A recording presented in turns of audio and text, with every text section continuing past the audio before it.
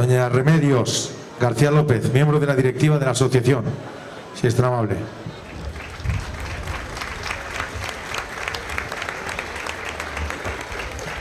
Ella va a describir la biografía, la trayectoria de la pareja que va a ser homenajeada a continuación. Buenas noches. La historia de los mayores a los que vamos a realizar el homenaje esta noche es la siguiente. Nació a finales de 1936 en la barriada de Los Angostos, en el seno de una familia humilde, como la gran mayoría de aquella época. Su familia se dedicaba a las faenas agrícolas.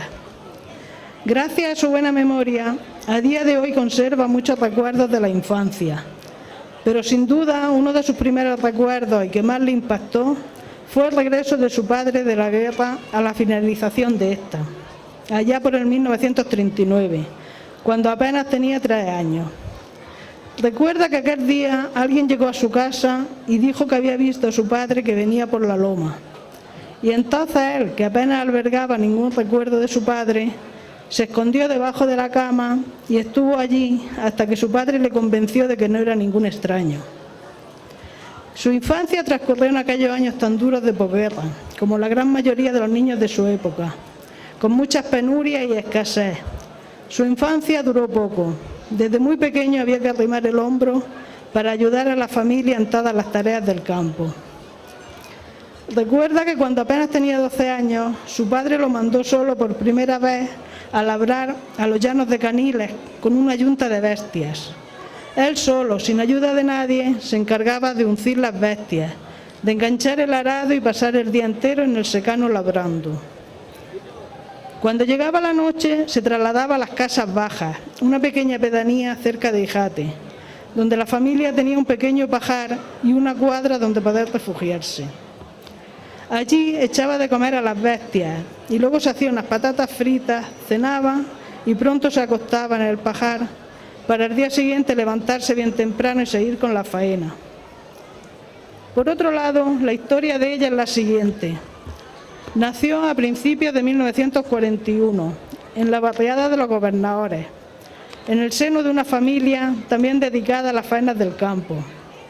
Su infancia, como la de todos los niños de la época, duró poco. Desde el momento en que podía, había que ayudar en casa. Ella, por ser una niña, se dedicaba más a las tareas de casa, de lavar la ropa, hacer comida, arreglar los animales y un sinfín de cosas más. Recuerda que cuando las tareas le permitían, iba a la escuela de los Donatos. Allí pudo aprender a leer, escribir y las 4 reglas. Además de hacer buenas amigas y pasar unos ratos muy felices, de los cuales hoy recuerda con añoranza. Así fueron transcurriendo sus vidas, cada uno por su lado, hasta que una tarde el destino hizo que sus vidas se cruzaran por primera vez. Resulta que esa tarde ella iba dando un paseo con su prima por la carretera a la altura de los Raspajos. En ese momento él pasaba por allí con la bicicleta. Fue ahí cuando al verlo pasar, ella le dijo que por qué no le daba una vuelta en la bicicleta. Él se sintió un poco ruborizado y no se paró, pero pronto recapacitó y algo debió pasar por su cabeza que acabó dando la vuelta, volviendo a donde ella se encontraba, ofreciéndose a darle un paseo, a lo que ella no se atrevió. Algunos años después de este primer encuentro, coincidieron en algunas fiestas y bailes, y fue ahí cuando ya se dieron a conocer mejor y formalizaron su noviazgo.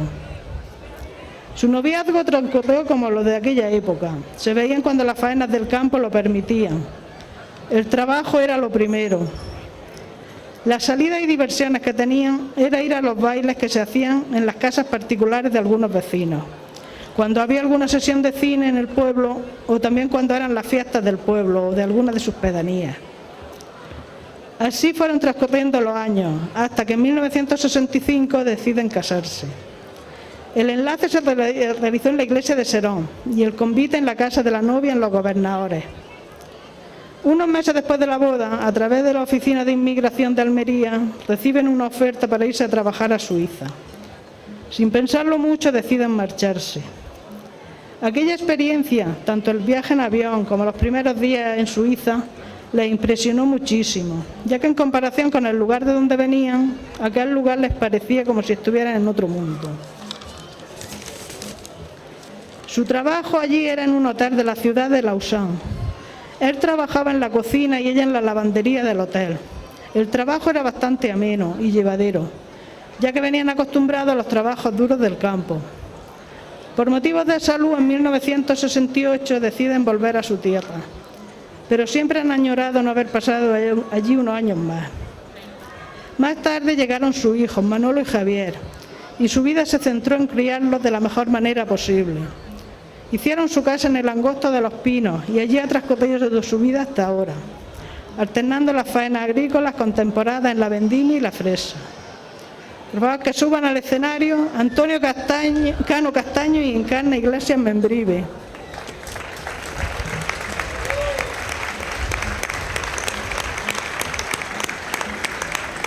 Pues ellos son la pareja homenajeada, Antonio Cano Castaño y Encarna Iglesias Membrive.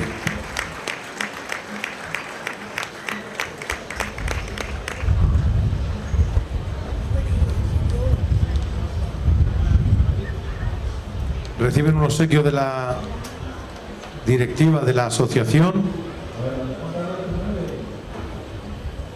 y de manos del señor alcalde la placa conmemorativa de este reconocimiento.